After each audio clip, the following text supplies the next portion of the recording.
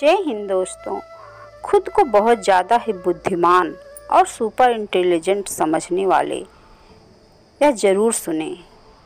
एक युवा ब्रह्मचारी देश विदेश का भ्रमण कर और वहाँ के ग्रंथों का अध्ययन कर अपने देश लौटा तो सबके सामने इस बात की सेखी बघारने लगा कि उसके समान अधिक ज्ञानी विद्वान और कोई नहीं।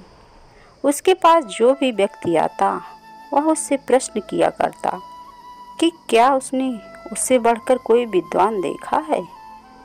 बात गौतम बुद्ध के कानों तक भी जा पहुंची। गौतम बुद्ध एक ब्राह्मण का भेष बनाकर उससे मिलने के लिए गए।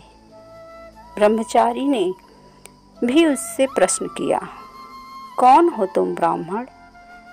बुद्ध ने बड़े ही नम्रता से कहा, अपनी देह और मन पर जिसका पूर्ण अधिकार है, मैं ऐसा एक तुच्छ प्राणी मनुष्य हूँ। ब्रह्मचारी बोला, भली भांति स्पष्ट करो, मुझे कुछ समझ नहीं आया तुम्हारी बात। क्या बोल रहे हो, क्या कहना चाह रहे हो, स्पष्ट रूप से कहो। बुद्ध ने कहा, जिस तरह कुम्हार घड़े बनाता है, मिट्टी के बर्तन बनाता है, नाविक नौका चलाता है, धनुर्धारी बाण चलाता है, गायक मधुर गीत गाता है, वादक वाद बजाता है और विद्वान वाद विवाद में भाग लेता है, उसी तरह ज्ञानी पुरुष स्वयं पर ही शासन करता है। ब्रह्मचारी ने पुनः प्रश्न किया, ज्ञानी पुरुष भला स्वयं पर शासन कैसे करता है? यह कैसे हो सकता है?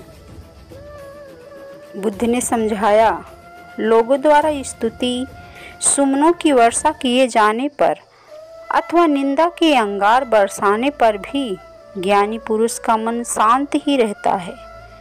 उसका मन सदाचार, दया और विश्व प्रेम पर ही केंद्रित रहता है। इसलिए प्रशंसा या निंदा का उस पर कोई भी असर नहीं पड़ता।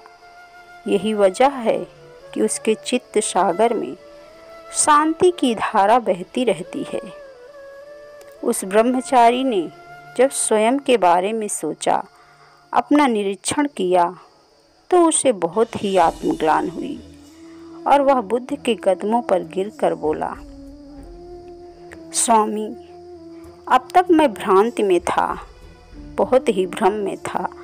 मैं स्वयं को ही ज्ञानी समझता था, पर आज मैंने जाना कि मुझे आपसे बहुत कुछ सीखना है। मैं तो एकदम ही अज्ञानी हूँ।